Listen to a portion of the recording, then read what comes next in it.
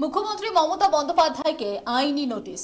আত্মদ্বীপ নামে একটি দক্ষিণপন্থী স্বেচ্ছাসেবী সংস্থার তরফে এই নোটিশ পাঠানো হয়েছে। ওই স্বেচ্ছাসেবী সংস্থার হয়ে নোটিশ পাঠিয়েছেন আইনজীবী সিদ্ধার্থ দত্ত। কেন এই নোটিশ পাঠানো হয়েছে? আদালত অবমাননার অভিযোগ করা হচ্ছে মুখ্যমন্ত্রীর বিরুদ্ধে। আদালত অবমাননা করেছেন মুখ্যমন্ত্রী মমতা বন্দ্যোপাধ্যায়। কিভাবে করেছেন? চাকরিহারাদের নিয়ে সুপ্রিম কোর্টের যে রায়, সেই রায়কে মুখ্যমন্ত্রী প্রকাশ্যে অগ্রাহ্য করেছেন। আমরা দেখেছি 7 তারিখ নেতাজি ইন্ডোর স্টেডিয়ামে মমতা বন্দ্যোপাধ্যায় যা যা বলেছেন, সেই অভিযোগগুলো যা যা করেছেন, সেই অভিযোগগুলোই মূলত এই নোটিশে দেওয়া হয়েছে এবং বলা হয়েছে প্রকাশ্যে মমতা বন্দ্যোপাধ্যায়কে ক্ষমা চেয়ে বিভ্রান্তি দূর করতে হবে, আর না হলে তার বিরুদ্ধে আইনি পদক্ষেপ চেয়ে আদালতে যাওয়া হবে পর্যন্ত কিন্তু এই নোটিশে দেওয়া হয়েছে। স্বাভাবিকভাবে কিন্তু একাধিক প্রশ্ন উঠছে এই ঘটনায়, কারণ আপনারা প্রত্যেকেই জানেন যে মমতা বন্দ্যোপাধ্যায় যে বক্তব্য রেখেছিলেন গত 7 তারিখ নেতাজি ইন্ডোরে, সেখানে এই রায় নিয়ে মমতা বন্দ্যোপাধ্যায় একাধিক মন্তব্য করেছিলেন। এই রায়ের পেছনে অন্য কারো চক্রান্ত রয়েছে কিনা সে নিয়ে তিনি প্রশ্ন করেছিলেন এবং সেই রায়কে আমরা দেখেছিলাম রীতিমতো অগ্রাহ্য করে মমতা বন্দ্যোপাধ্যায় বলেছেন যে চাকরি থেকে নাকি কাউকেই বের করা হবে না, সবাইকে বহাল রাখা হবে। স্বাভাবিকভাবে তা নিয়ে একাধিক মহলে প্রশ্ন উঠতে শুরু করেছিল। এই দক্ষিণপন্থী যে স্বেচ্ছাসেবী সংস্থা, তারাও কিন্তু এই নোটিশ পাঠিয়েছে যে মুখ্যমন্ত্রীর মন্তব্যে একদম স্পষ্ট যে তিনি জেনে বুঝে সুপ্রিম কোর্টের যে নির্দেশ, সেই নির্দেশকে অবমাননা করছেন। শর্তহীন ক্ষমা না চাইলে মুখ্যমন্ত্রীর বিরুদ্ধে আগামীতে আইনি পদক্ষেপ নেওয়া হবে, কোর্টে হাইকোর্টে যাওয়া হবে, আদালতে যাওয়া হবে বলে কিন্তু ইতিমধ্যে সেই নোটিশে দেওয়া রয়েছে। এমনটা আমরা জানতে পাচ্ছি, আপনাদের দেখাচ্ছিলামও। চাকরিহারাদের নিয়ে নেতাজি ইন্ডোর স্টেডিয়ামে গত 7 তারিখ যেমনটা আপনাদের জানাচ্ছিলাম, মমতা বন্দ্যোপাধ্যায় তিনি যে বক্তব্য রেখেছিলেন, সেই বক্তব্যের পরিপ্রেক্ষিতে এই আইনি নোটিশ পাঠানো হয়েছে। সংশ্লিষ্ট স্বেচ্ছাসেবী সংস্থার পক্ষ থেকে আদালত অবমাননা করেছেন মুখ্যমন্ত্রী মমতা বন্দ্যোপাধ্যায়। মূলত এই বক্তব্যকে কোট করা হয়েছে এবং কোট করে বলা হয়েছে মমতা বন্দ্যোপাধ্যায় যেটা বলেছিলেন সেটাই কোট করা হয়েছে যে কারো চাকরি কাটার অধিকার নাকি কারো নেই। সুপ্রিম কোর্টের নির্দেশে চাকরি গিয়েছে। মমতা বন্দ্যোপাধ্যায় কিভাবে বলতে পারেন যে চাকরি কাটার অধিকার কারো নেই? তিনি বলেছেন plan A, plan B, plan C, D, E ready রয়েছে। এই কথা বলার জন্য আমাকে জেলে ভরে দেওয়া হতে পারে। মমতা বন্দ্যোপাধ্যায় কথাও কিন্তু বলেছিলেন জেলে ভরে দেওয়া হতে পারে, কিন্তু তাও আমি বলছি আই ডোন্ট কেয়ার, আপনারা আপনাদের কাজ করুন।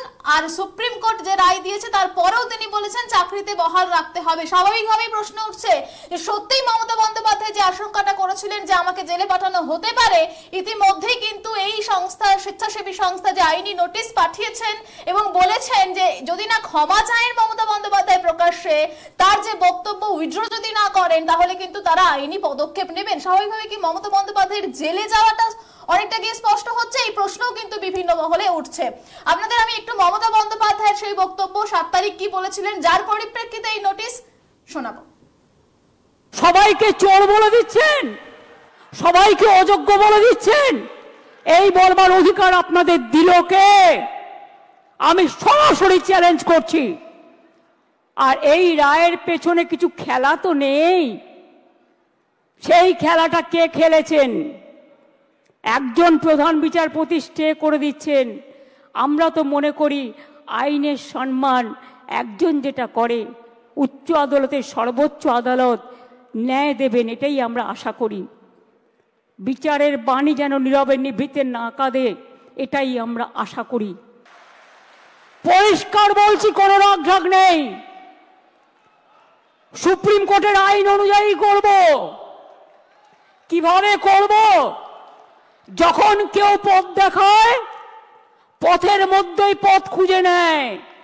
পথে চলতে গেলে গর্ত আসতে পারে, পথে চলতে গেলে কিছু রাস্তা ভাঙা থাকতে পারে, বাট ভাঙা রাস্তা পেরিয়েই মানুষকে এগিয়ে যেতে হয় সফল রাস্তায়। এবং তাই মনে রাখবেন, আমাদের plan A ready, B ready, C ready, D ready and E ready.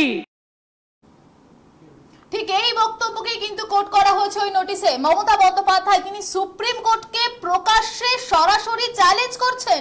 Challenge করে যে চ্যালেঞ্জটা তিনি করেছেন সেটা কি কাম্য? এই এই নোটিশ পাঠিয়ে কিন্তু প্রশ্ন চাওয়া হয়েছে সংবিধান বিরোধী যেটা মমতা বন্দ্যোপাধ্যায় বক্তব্য দিয়েছেন, আদালত অবমাননা করেছেন তিনি। এবং নোটিশে কি বলা হয়েছে আমি আরেকটু ডিটেইলস আপনাদের জানিয়ে রাখি। সুপ্রিম কোর্টের যে অবমাননা হয়েছে এর জন্য প্রকাশ্যে মমতা বন্দ্যোপাধ্যায়কে ক্ষমা চাইতে হবে। মুখ্যমন্ত্রী বিচার ব্যবস্থার প্রতি পূর্ণ আস্থা রাখেন সে কথা বারবার বলেন, কিন্তু তারপরেও কেন এই ধরনের বক্তব্য তিনি প্রকাশ্যে করছেন? সুপ্রিম কোর্ট যে রায় দিয়েছে আমরা জানি, বিচার ব্যবস্থা যে রায় দেয় সেই রায় তো মাথা পেতে নিতে হয়। মমতা বন্দ্যোপাধ্যায় সেই রায়ের পরেও প্রকাশ্যে নেতাজি ইন্ডোরে যা যা বক্তব্য রেখেছেন সেগুলো কোনোভাবেই কাম্য নয়। এই স্বেচ্ছাসেবী সংস্থা আত্মদ্বীপের তরফ থেকে কিন্তু ইতিমধ্যে আইনি নোটিশ পাঠানো হয়েছে এবং বলা হয়েছে, হুঁশিয়ারি দেওয়া হয়েছে, যদি মমতা বন্দ্যোপাধ্যায় ক্ষমা না চায় তাহলে কিন্তু এর বিরুদ্ধে আইনি পদক্ষেপ নেওয়া হবে, কোর্টেও যাওয়া হবে কিন্তু আগামীতে। ইতিমধ্যেই কিন্তু এ নিয়ে একটা তোলপাড় শুরু হয়েছে বলা চলে। মুখ্যমন্ত্রী, অন্যদিকে আপনাদের জানিয়ে রাখি, ঠিক এই আইনি নোটিশের পরেই কিন্তু তৃণমূল মুখপাত্র তিনিও একটি পোস্ট করেছিলেন, মুখ্যমন্ত্রী বিচার ব্যবস্থার প্রতি পূর্ণ আস্থা রাখেন, রায় পুনর্বিবেচনার জন্যই কিন্তু তিনি একথা বলেছেন। এমনটা কিন্তু তিনি কুণাল ঘোষ তিনি কিন্তু পোস্ট করেছিলেন। তার পরবর্তীতে তিনি সাংবাদিকদেরও মুখোমুখি হন এবং সাংবাদিকদের মুখোমুখি হয়ে বলেন যে মমতা বন্দ্যোপাধ্যায় আসলে এই চাকরিহারাদের চাকরিটা বাঁচাতে চাইছেন এবং চাকরিটা বাঁচাতে যে প্রক্রিয়া নিচ্ছেন তা আটকানোর চেষ্টা করছে এই আইনজীবী এবং এই স্বেচ্ছাসেবী দক্ষিণপন্থী সংস্থা। আইনি জটিলতা তৈরি করে আটকানোর চেষ্টা করা হচ্ছে, বাধা সৃষ্টি করা হচ্ছে বলেই কিন্তু আক্রমণ শানিয়েছেন কুণাল ঘোষ। কি বলেছেন তিনি শোনাবো। সুপ্রিম কোর্টের রায়ে 26,000 শিক্ষক শিক্ষিকা শিক্ষাকর্মীর যে চাকরি চলে গেছে, এর পরিপ্রেক্ষিতে মুখ্যমন্ত্রীর অবস্থান, চাকরিহারাদের পাশে দাঁড়ানো, সুরক্ষার অবস্থান, এটা নিয়ে মুখ্যমন্ত্রীকে আদালত অবমাননার নোটিশ দিয়েছেন এক আইনজীবী। আমরা খুব স্পষ্টভাবে তিনটে কথা বলতে চাই। এক, মুখ্যমন্ত্রী এদের চাকরি সুরক্ষায় যে ব্যবস্থা করছেন, যে প্রক্রিয়া নিচ্ছেন, সেটাই আইনি জটিলতা তৈরি করে আটকে দেওয়ার জন্য এ ধরনের নতুন নোটিশ বা এই জটিলতা তৈরি করা হচ্ছে। এটা একটা প্রক্রিয়া যাতে মুখ্যমন্ত্রী এই চাকরি সুরক্ষিত রাখতে যে ব্যবস্থাটা নিচ্ছেন তাতে আইনি জটিলতা তৈরি করা যায়। ফলে চাকরিহারাদের অনুরোধ করব, দয়া করে এই চক্রান্তের দিকে খেয়াল রাখুন। মুখ্যমন্ত্রী যেটা আপনাদের স্বার্থে গতি আনতে চাইছে, এরা নানা ফরম্যাটে মামলা, নোটিশ, এই জটিলতা করে আপনাদের সুরক্ষার কাজটাকে ডিলেট করতে চাইছে। পয়েন্ট নাম্বার 2, এরা এই রাম বাম এরা ভোটে পারে না, তাই কোর্টে জটিলতা তৈরি করতে চায়। আর 3 নম্বর হচ্ছে, মুখ্যমন্ত্রী বিচার ব্যবস্থার প্রতি পূর্ণ আস্থা রাখেন, বিচারপতিদের সম্মান করেন, কিন্তু কোনো রায় যদি বহু সংখ্যক মানুষের স্বার্থের পরিপন্থী হয় তাহলে সেই রায়ের সঙ্গে দ্বিমত পোষণ করে পুনর্বিবেচনার দাবি তোলাটা, তার সঙ্গে আদালত অবমাননার কোনো সম্পর্ক নেই। বরং আদালতের একাংশ যেন খেয়াল রাখেন যে এই বিচার করতে করতে, বিচারকের চেয়ারে থাকতে থাকতে চাকরি ছেড়ে বিজেপির এমপি হতে যাব, এতেই বরং সাধারণের চোখে বিচার ব্যবস্থার বিরুদ্ধে একটা নিরপেক্ষতা জনিত প্রশ্ন উঠতে পারে। মুখ্যমন্ত্রী বিচার ব্যবস্থার প্রতি আস্থা রাখেন, কিন্তু রায়ের যে অংশে বহু মানুষের ক্ষতি হয় সেই জায়গাটা তিনি দ্বিমত পোষণ করে পুনর্বিবেচনার মাধ্যমে সকলের স্বার্থ সুরক্ষিত রাখতে চান।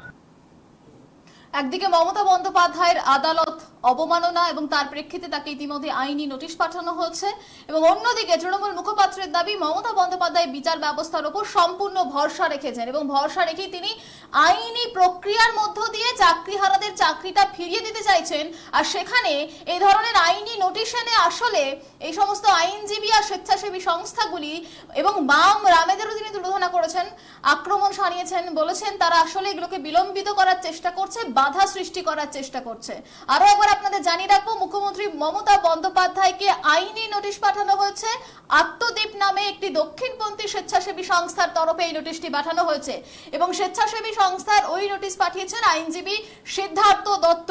আদালত অবমাননার অভিযোগ করা হয়েছে, তাতে আপনাদের প্রত্যেকের জানা আছে 7 তারিখ চাকরিহারাদের সঙ্গে কথা বলবেন বলেছিলেন মুখ্যমন্ত্রী মমতা বন্দ্যোপাধ্যায় নেতাজি ইন্ডোরে। সেখানেই তিনি বক্তব্য রাখতে গিয়ে এই যে চাকরি হারাতে হয়েছে, যে সুপ্রিম কোর্টের রায় পুরো প্যানেল বাতিল হয়েছে, সেই বাতিল হয়েছে, তারপর যখন চাকরি হারিয়েছেন তখন মমতা বন্দ্যোপাধ্যায় তার প্রেক্ষিতেই বলেছেন যে এই রায়ের পেছনে কারো হাত নেই তো, কোনো চক্রান্ত নেই তো, তা যেমন কাম্য নয়। পাশাপাশি তিনি কিন্তু বলেছেন সুপ্রিম কোর্টের প্যানেল বাতিলের পরেও তিনি বলেছেন ক্লারিফিকেশন চাওয়া হবে, সেই ক্লারিফিকেশন যদি কোর্ট না দিতে পারে, তাতে যদি তারা না দিতে চায়, তারপরেও নাকি plan B C D Mamata Bandyopadhyay ready রয়েছে। তিনি বলেছেন কারো চাকরি যাবে না, এবং এই বক্তব্য বলেই মমতা বন্দ্যোপাধ্যায় কিন্তু এও বলেছিলেন যে এর জন্য হয়তো তাকে জেলে যেতে হতে পারে।